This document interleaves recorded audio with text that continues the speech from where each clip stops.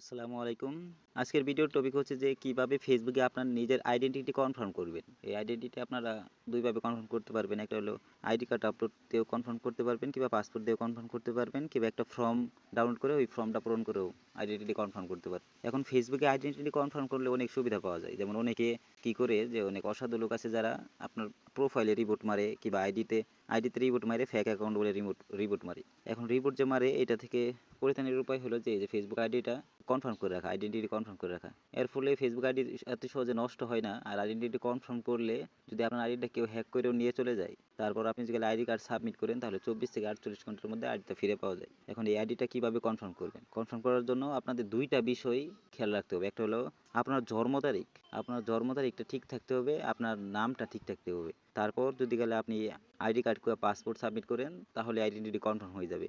এখন আপনার জন্ম তারিখ আর নামটা ঠিক থাকতে হবে। আচ্ছা, নামটা ঠিক থাকতে হবে। নাম যে ফেসবুক আইডির নাম যে ঠিক থাকতে হবে এমন না। আপনার নিক নেম কিংবা ভার্ট নেম কিংবা আদার নেম যে কোনো একটা নাম দিলেই হলো। যেমন আমাদের এখানে নাম আছে মোহাম্মদ আওয়াবিন আওয়ান, এটা আমরা এমনিতে রেখে দিব।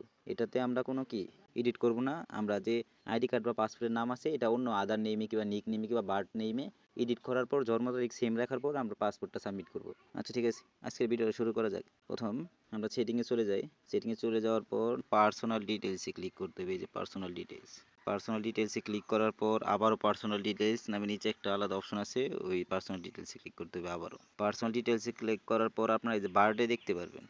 এখানে জানুয়ারি 2, 2004 যা কি আইডি কার্ডের সাথে মানে পাসপোর্টের সাথে মিল আছে। তাহলে বার্থডে ঠিক আছে। ঠিক না থাকলে আমরা এখানে ক্লিক করে বার্থডেটা এডিট করতাম।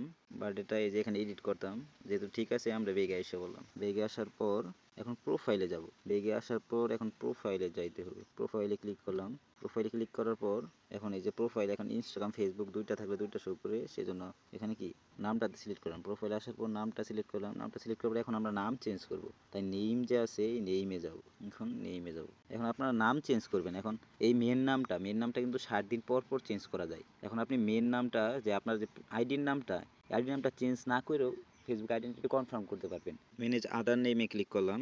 ম্যানেজ আদার নেম ক্লিক করার পর আমরা দেখতে পারবো যে নেম টাইপস বিভিন্ন ধরনের নাম আছে। এখন যে কোনো একটা নাম চেঞ্জ করলেই হবে। এখন আমরা যেহেতু পাসপোর্ট সাবমিট করবো কিংবা আইডি কার্ড সাবমিট করবো, তাহলে বার্থ নেমটা চেঞ্জ করবো। বার্থ নেম সিলেক্ট করে পাসপোর্ট কিংবা আইডি কার্ডে যে নাম আছে হুবহু সেই নামই দিয়ে দিব। বার্থ নেমটা সিলেক্ট করবো। সিলেক্ট করার পর এখানে নেম টাইপ করবো। নেম টাইপ করার পর এরকমভাবে এখন দেখেন আমাদের বার্থ নেম সিলেক্ট করা হয়ে গেছে। বার্থ নেম পাসপোর্টে যা আছে তা দেওয়া হয়ে গেছে। এখন এই টপে ক্লিক করে দিছি। কারণ ফেসবুক টিম রিভিউ করবে, টপে ক্লিক করে দিলে আর কি ওদের রিভিউটা একটু সহজ হয়ে যাব। কিছুক্ষণের মধ্যেই আইডিটা কনফার্ম হয়ে যাবে। সেই জন্য টপে শো করবে যে আইডির নামের সাথে ব্রেকেটে শো করবে যে পাসপোর্টের যে নামটা ওইটাই শো করবে, এমডি আওয়াবিন বিজয় এখানে শো করবে। তারপর আমরা সেভে ক্লিক করবো। যে সেভে ক্লিক করবো, তো সেভে ক্লিক করি। এখন আমাদের দুইটা কাজই শেষ। একটা হলো কি নাম চেঞ্জ করা হয়ে গেছে, একটা জন্ম তারিখ চেঞ্জ করা হয়ে গেছে। এখন আমরা আইডেন্টিটি কনফার্ম করব। আইডেন্টিটি কনফার্ম করার জন্য আবারও সেটিংয়ে ক্লিক করব। সেটিংয়ে ক্লিক করার পর আবার পার্সোনাল ডিটেলসে ক্লিক করব। পার্সোনাল ডিটেলসে ক্লিক করার পর আবারও পার্সোনাল ডিটেলসে ক্লিক করব। তারপরে এখন দেখতে পাচ্ছেন যে আইডেন্টিটি কনফার্মেশন ফেসবুক, এই অপশনটাতে এখন আমরা ক্লিক করব। এই যে আইডেন্টিটি কনফার্মেশনে ক্লিক করছি। তারপর কনফার্ম ইউর আইডেন্টিটি এই কনফার্ম ইউর আইডেন্টিটি ক্লিক করব। তারপর প্রথমটাতে আমরা ক্লিক করব রানিং অ্যাডস। দ্বিতীয়টা হলো প্রোটেক্ট ইউর অ্যাকাউন্ট, মানে এটা 2 ফ্যাক্টর অন করার মতো সিস্টেম একটা। শুধু আমরা রানিং অ্যাডসে ক্লিক করব। রানিং অ্যাডসে ক্লিক করার পর আমাদের সামনে ইন্টারফেস শো করবে। তারপরে যে হোয়ার ওয়েল ইউ রান অ্যাডস, এখন আপনার কান্ট্রিটা সিলেক্ট করতে হবে। কান্ট্রিটা বাংলাদেশ সিলেক্ট করতে হবে। এই যে সিলেক্টে ক্লিক করার পর বাংলাদেশ সিলেক্ট করতে হবে। নিচে দিকে স্ক্রল করার পর এই যে বাংলাদেশে সিলেক্ট করার পর এই যে আমরা পার্সোনাল আইডির এখানে যে এরো বাটনটা আছে এই এরো বাটনটাতে ক্লিক করব। ক্লিক করার পর এখন কি সাবমিট করবেন, এই যে আপলোড আইডি এটাতে সিলেক্ট করলাম। আপলোড আইডিতে সিলেক্ট করার পর আমরা এখন নেক্সটে যাব। নেক্সটে ক্লিক করি। নেক্সটে ক্লিক করার পর আমরা দেখেন এখানে অনেকগুলো অপশন আছে, যে national ID card, driver licence, passport, voter ID, visa.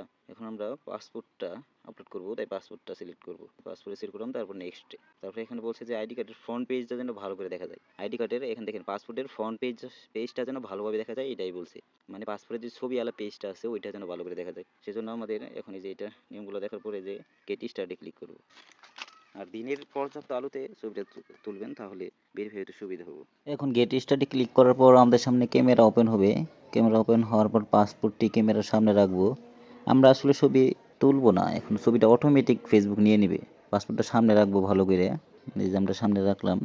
কারণ এই যে ফেসবুক অটোমেটিক কি টেকিং ফটো মানে ছবিটা অটোমেটিক নিয়ে নিচ্ছে। এখন এটা যদি আপনি যদি দেখেন যে স্পষ্ট না হয়, তাহলে এই যে রিটেক ফটো নামে একটা অপশন আছে যে সাবমিটের নিচে, রিটেক ফটোটা ক্লিক করে পুনরায় ছবি আবার নিয়ে নিব, পুনরায় ছবি আপলোড করব।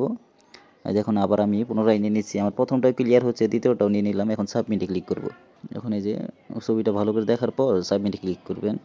সাবমিটে ক্লিক করার পর আপলোডিং ইউর ইনফরমেশন, তারপরে দেখেন আমাদের সামনে যে রিভিউ এর অপশনটা শো হবে, এই যে আইডেন্টিটি কনফার্মেশন প্রোগ্রেস, এখানে ফিনিশে ক্লিক করে দেবো আমরা, যে আমাদের এই কাজ শেষ। এখন এখানে রিফ্রেশ মারেন বলা প্রসেসিংয়ে দেখাবে, এই যে প্রসেসিং, এই যে personal ID your ID being reviewed.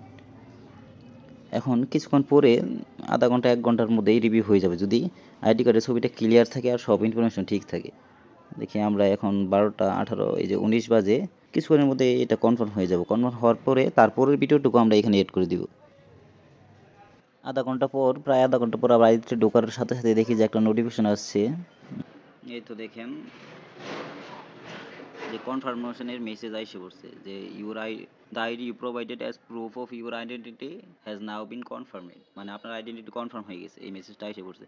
আমরা দেখেন বেলার সময়টা দেখি যে 12টা 19-এর দিকে সাবমিট করেছিলাম, 12টা 52-র দিকেই আইডিটা কনফার্ম হয়ে গেছে। আপনারা টাইম দেখতে পারবেন যে আজকে ডেটে মানে আধা ঘন্টা তারও কম লাগে।